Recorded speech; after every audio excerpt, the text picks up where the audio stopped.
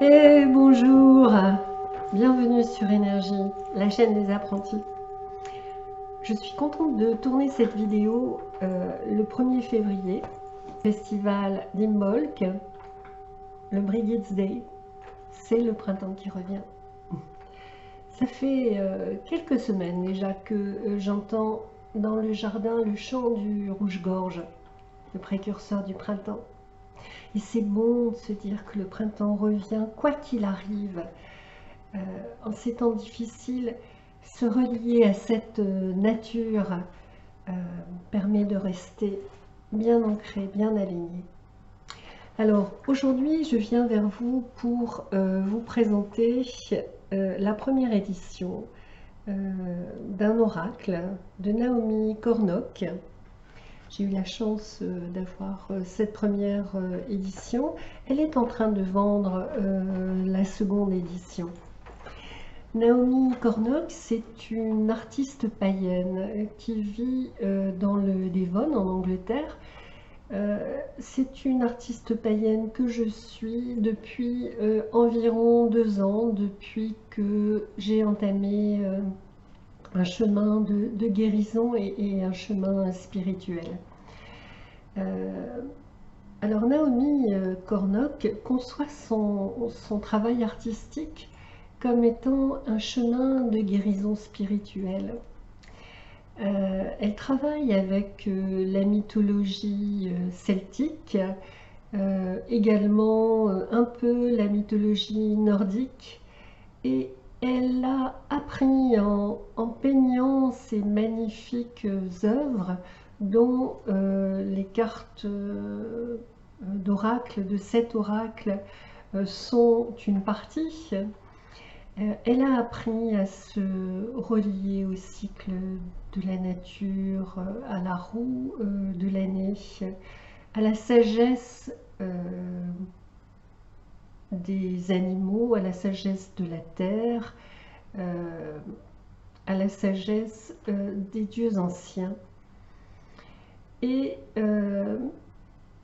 peindre lui a permis en fait de se connecter en fait à travers la méditation, la peinture. Ces peintures sont un médium pour se relier à cette sagesse ancestrale, et elle dit d'ailleurs que vivre avec les rythmes de la nature aide à débloquer la magie à l'intérieur de nous. Pour elle, en fait, ces cartes de ce jeu reflètent un aspect de la nature et de l'esprit qu'on peut trouver reflété à l'intérieur de nous. Et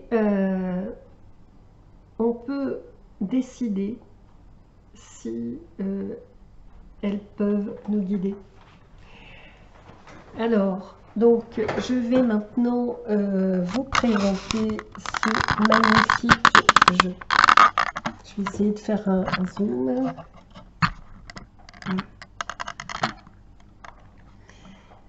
Alors, donc, quand on reçoit en fait ce jeu, on reçoit donc, on reçoit ces cartes dans cette boîte magnifique et sobre. Ce que j'aime bien en fait, hein, c'est la simplicité de Naomi.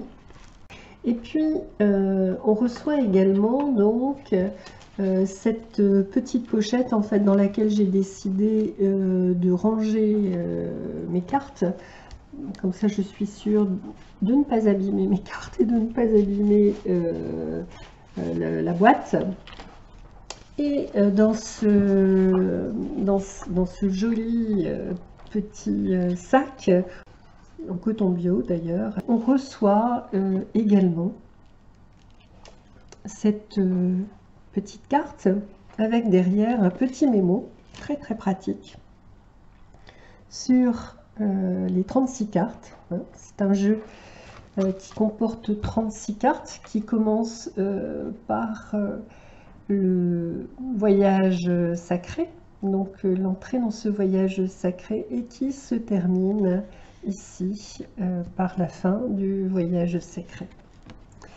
Donc voilà, 36 cartes qui sont faites en fait avec un tissé lin. Vous voyez que ce sont des cartes qui sont très souples mais très très solides.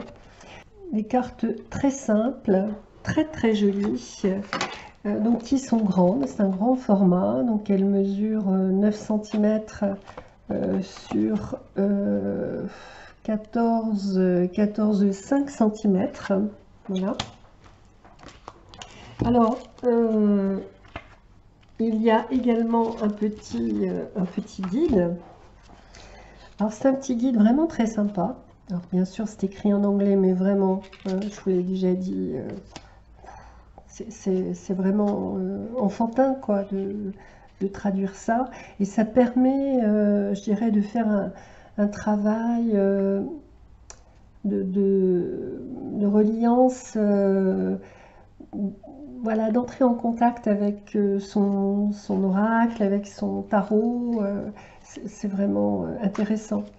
Donc on a le titre, on a un message, on a comment dire la phrase qui vous permet en fait d'attirer votre attention de manière positive sur un aspect du message. Et puis ici on a l'avertissement et puis la sagesse qui va avec la carte.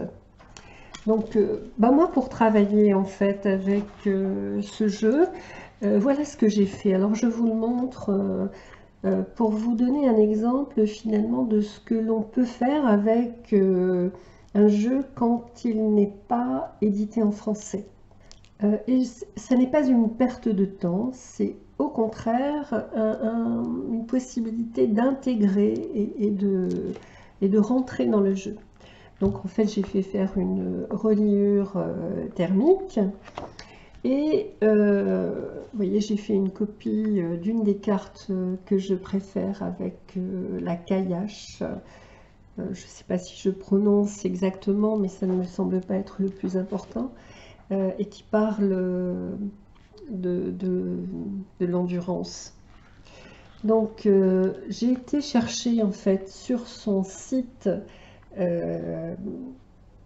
des éléments d'information sur la mythologie dont elle traite. Il y a sur son site qui s'appelle Gnome Art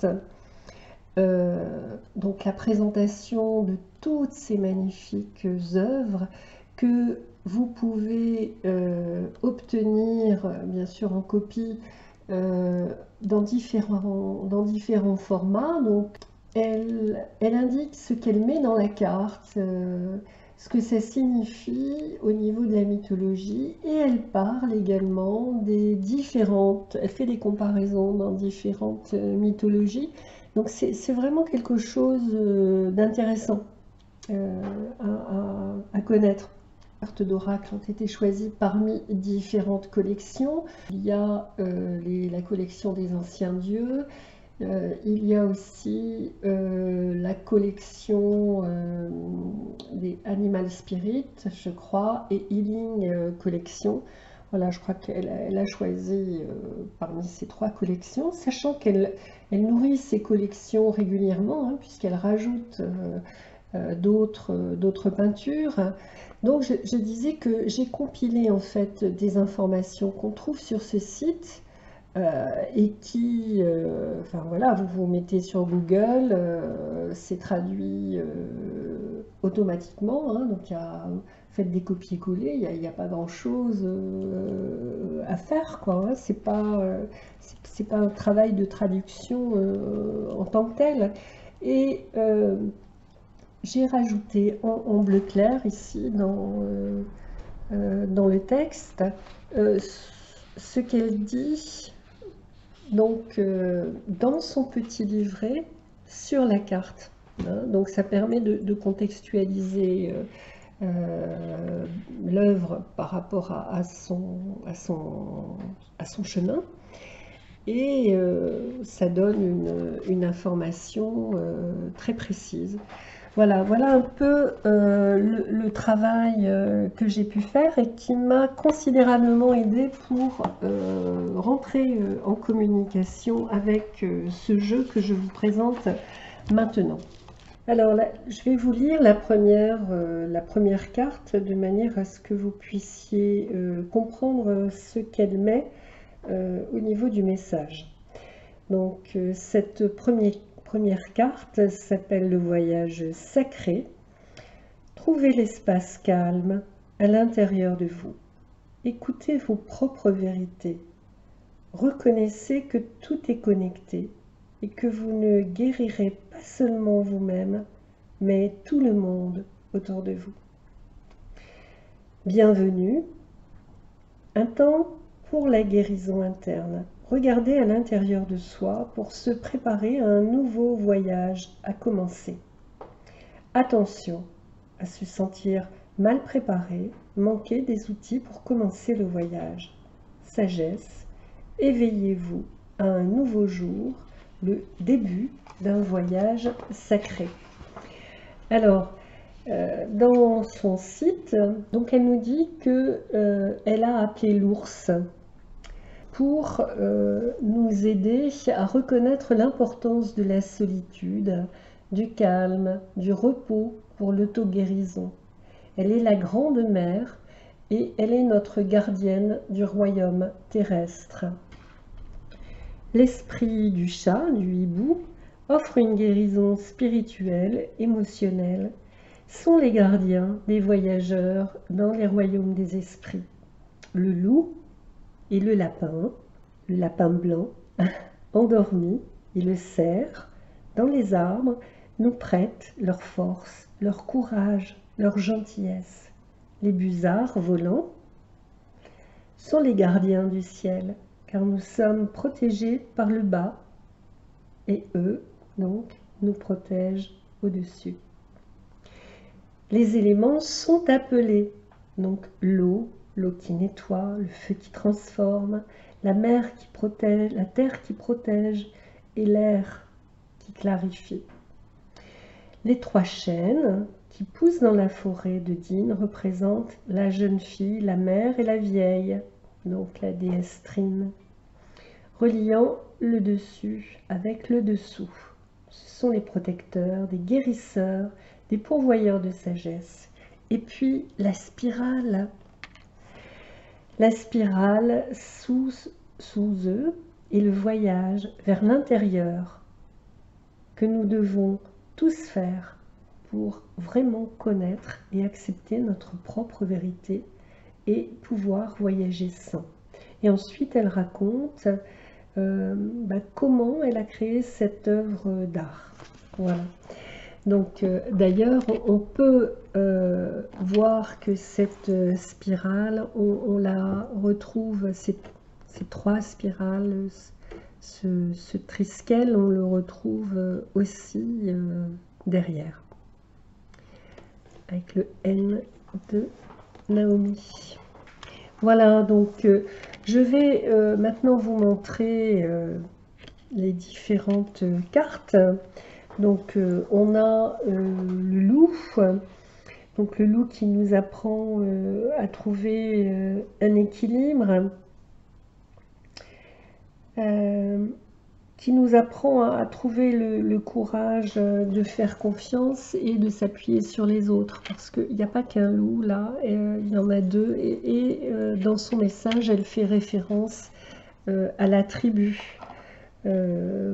La tribu qui prend soin du loup et le loup qui prend soin de lui et des autres. Le rouge-gorge avec ce mot-clé de l'espoir, et dans ce printemps qui revient, c'est aujourd'hui.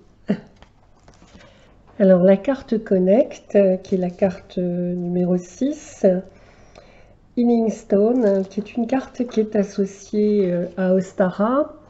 Donc Ostara, l'équinoxe de printemps, 21-22 mars, la nuit de l'équilibre.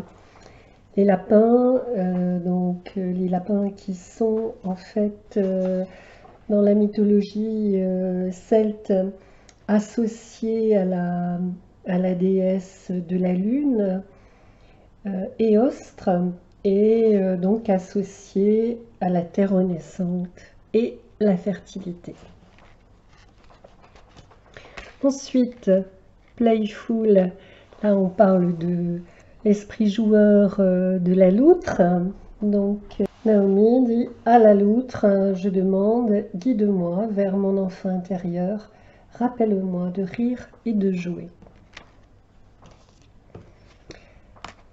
Donc élémental, les dragons de Kernau. Donc les dragons jouent dans beaucoup de légendes.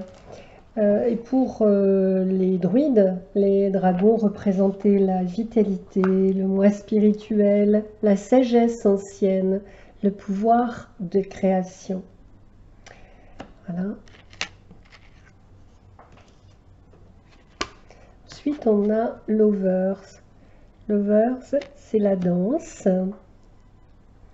profondément liée à Beltane.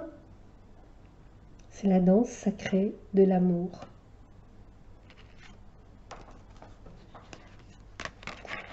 Après, on a reflet, guérison des ancêtres. Donc, c'est une image qui nous apprend à tirer des leçons du passé afin que nous puissions voir l'espoir pour l'avenir. Et surtout que nous devons toujours chérir ce que nous avons en ce moment. La sagesse, dit Naomi, les ancêtres chuchotent, vivent dans le présent et sont dans le présent. Et j'aime bien cette phrase qu'on retrouve dans Bienvenue qui est « Apprenons du passé, mais restons dans le présent ». Après, on a Tribe Epona, donc Epona qui est la divine mère, la grande jument, protectrice des chevaux. La sagesse, dans la carte, c'est dans l'esprit de la mère, soutenez-vous les uns les autres, tout en nous soutenant. Toujours ce rapport entre le collectif et l'individu. Alors, ensuite, on a Farsight. Donc Farsight, c'est le busard. Le busard qui est en tant que charognard associé donc à la purification, à la mort, mais aussi à la renaissance, puisque on ne peut pas avoir l'un sans l'autre. Vous voyez ces jolies couleurs. Transformation, donc guérison du feu. J'aime bien celle-ci. J'appelle Freya pour incarner la magie du cœur et du feu, la déesse de la passion, de la beauté, la générosité, patronne des voyants, brûlée par la vue intérieure. Bénissez-vous avec des énergies du feu, du foyer et du feu sauvage. Un temps de transformation pour embrasser un changement de direction sur le chemin. Ça, c'est le message de bienvenue. Avertissement, la transformation et le changement arrivent trop vite et peuvent nous balayer. La sagesse, embrassez le feu, qu'il soit bienvenu. Soyez transformés. Donc sur le site, elle explique que dans la mythologie nordique, Freya, la dame, est une déesse associée à de nombreuses choses, notamment la mort, l'amour, le sexe, la beauté, la fertilité, l'or, le cèdre. Le cèdre, c'est une forme de magie. Freya est la propriétaire du collier Brisingamen. On le voit, ce collier ici, qu'elle a acheté aux nains à grands frais et Elle le protège des voleurs avec une intensité ardente. Elle monte un char tiré par 2 chats, est accompagnée du sanglier Ildizivan et possède un manteau de plumes de faucon qui lui a été donné en cadeau. Membre de la tribu des divinités Vanir, Freya partageait les inclinations naturelles de son peuple envers les arts magiques de la divination. C'est Freya qui a introduit les dieux au cèdre, une forme de magie qui a permis aux pratiquants de connaître et de changer l'avenir. Les femmes sont principalement associées à cette tradition et dans les anciennes cultures nordiques, les chamans cèdres étaient appelés Volva. L'ours, la protection, donc l'ours est fortement associé aux guérisseurs, aux chamans, à la protection, au repos avec l'hibernation. La force avec le sanglier. Sovereign. Donc la notion de souveraineté qu'on retrouvait chez les Celtes à travers le pouvoir divin qui était accordé par la déesse de la terre au chef. Regardez comme elle est belle. Ground, le sauvage, Cernunnos. Alors, Wild Man, c'est en fait Merlin. Merlin, fou ou sage, celui qui s'est enfui dans la forêt. Merdine.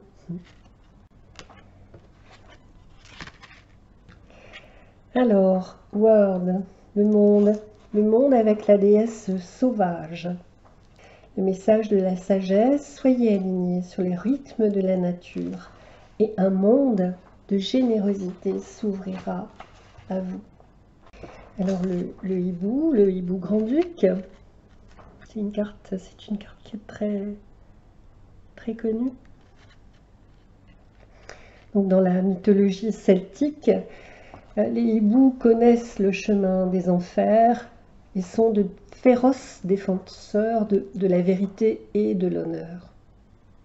Donc le chevreuil, qui symbolise l'harmonie, la douceur, le bonheur, la paix. Le cerf blanc. Au cerf blanc, je demande, guide-moi vers ce dont mon cœur a besoin. Bounty. Donc Bounty, mon chemin vers Arcio. Donc Arcio est la déesse de l'ours. Donc Naomi nous dit, je vois Arcio plus comme Hélène des Voix, une vraie déesse sauvage. Je la connais en tant que protectrice, comme une mère ours qui protège farouchement ses petits et comme guide pour ceux qui souhaitent suivre les chemins d'une connaissance et d'une transformation plus profonde. Connaissance, le corbeau. Avoir la connaissance d'un corbeau est un proverbe irlandais qui signifie avoir des pouvoirs surnaturels d'un voyant. Pour de nombreuses traditions chamaniques, les corbeaux représentent la capacité de parcourir la haie et d'atteindre derrière le voile. Donc le blaireau est vénéré comme un esprit guerrier et connu pour sa férocité. Ariane Rhode, la dame de la roue d'argent. Elle est mère, dame de la roue d'argent, reine de la citadelle dans les étoiles. Elle est protectrice de la déesse, guérisseuse, porteuse de la justice. Alors, clarté, donc avec le renard. Renard qui était considéré comme un guide dans le paganisme celtique, un guide honoré pour sa sagesse et la résolution astucieuse des problèmes. Donc Hélène des chemins, c'est l'une des plus brillantes qui marche avec moi, dit Naomi Cornock. Lorsque je voyage sur la toile de la vie, éclairant les anciennes méthodes et me montrant les chemins à emprunter. Donc, Helen of the Way, c'est la déesse au bois de la chasse sauvage, déesse de la source sacrée, des anciennes voies sacrées, et du labyrinthe, prêtresse enlumineuse des sentiers sacrés. Voilà. Prêtresse enlumineuse des sentiers sacrés. On voit sa lumière. Alors, nettoyer, eau de guérison, Seimen. Laissez les eaux couler à travers vous, vous purifier, vous faire renaître. Laissez l'énergie des ancêtres, ceux qui brillent, les anciennes voies, laissez-les se déverser en vous et vous guérir. Que le sang des ancêtres nous remplisse de magie du cœur, de purification et de guérison. La Morrigan, battle ready, prêt pour la bataille. Je vous appelle Reine Corbeau pour la force contre l'adversité, pour être prête au combat, pour les moments où j'ai besoin de rester fort, de protéger et de défendre. Le message de sagesse: soyez à pleine puissance de combat en période d'adversité. La Morrigan est une déesse trine, 3 entités en une, la jeune fille, la mère, la vieille. Elle est la jeune fille du bouclier, la métamorphe, intelligente, agile. Elle est la mère ardente qui se battra pour protéger les faibles et les impuissants. Elle est le héros et la vieille de la bataille, la reine fantôme de la mort et de la transformation. Kayash, ici l'endurance, c'est une déesse du froid, des vents, la reine de l'hiver. Elle est voilée, la sorcière de la tempête. La Kayash est reconnue en Écosse, alors je ne sais pas si ça se prononce comme ça, si ça ne se prononce pas comme ça, je vous prie de m'en excuser, et même à la limite de m'écrire comment ça se prononce, ça m'aidera à améliorer mon anglais. Donc elle est reconnue en Écosse, en Irlande, sur l'île de Man, donc associée à la dernière fête des récoltes du calendrier celtique, Seimen. Elle est connue pour se réveiller de son état de pierre pétrifiée et traquer la terre pendant la moitié sombre de l'année, apportant avec elle les tempêtes et le froid. Alors il y a une légende qui dit: le 1er février, c'est le moment chaque année où la Kayash manque de bois, de chauffage pour l'hiver. Si elle souhaite que l'hiver dure plus longtemps, elle rend la journée ensoleillée lumineuse pour sa collecte. Mais si elle dort pendant la journée, la tâche ne peut pas être remplie. La tradition veut donc que si, au 1er février, le temps est défavorable, l'hiver sera plus court cette année-là. Mais si la journée est claire et lumineuse, l'hiver reviendra car la Kayash aura plus de bois pour continuer à se chauffer tranquillement là près de son feu. Et aujourd'hui, il fait pas beau. Donc ça veut dire que la Kayash est restée chez elle et ça veut dire qu'on aura beau temps bientôt. Alors, The Depth, les profondeurs. La mort. Donc la mort avec Arawen. Les temps sombres de changements sauvages et chaotiques peuvent conduire à la renaissance de jours plus lumineux. Le deuil. Puissent les marées de guérison calmer les vagues de souvenirs remplis de chagrin et de pertes, afin qu'elles nous lèchent doucement nos pieds et ne nous submergent pas. Bienvenue, elle dit, laissez aller le chagrin. Regardez au-delà de la perte pour une nouvelle vie. Laissez les eaux anciennes nous nettoyer, nous apaiser. Alors que nous affrontons les défis de la vie ici et maintenant, les cœurs remplis d'espoir et de joie. Les larmes de nos souvenirs et de notre perte tombe pour donner la vie et apporter la renaissance. Le dernier, c'est donc la dernière carte, la fin du voyage. Donc la fin du voyage, eh bien les voyages se terminent le samedi sous les longues branches des vieux chênes sages absorbant la force tranquille.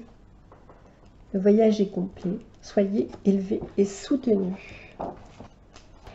Donc c'est un très bel oracle qui pourrait très bien convenir avec le Green Wheel Oracle,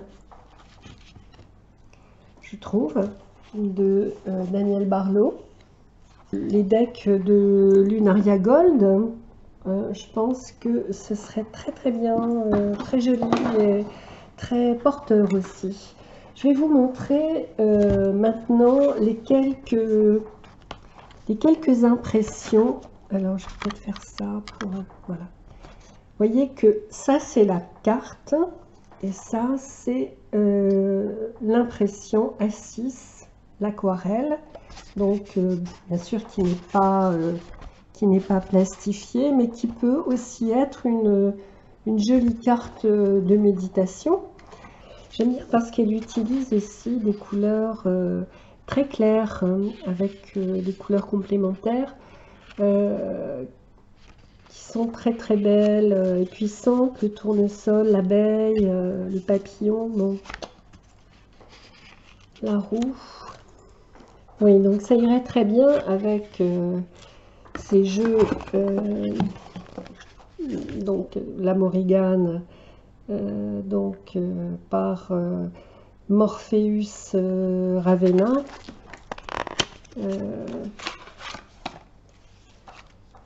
C'est vrai que ça irait bien aussi.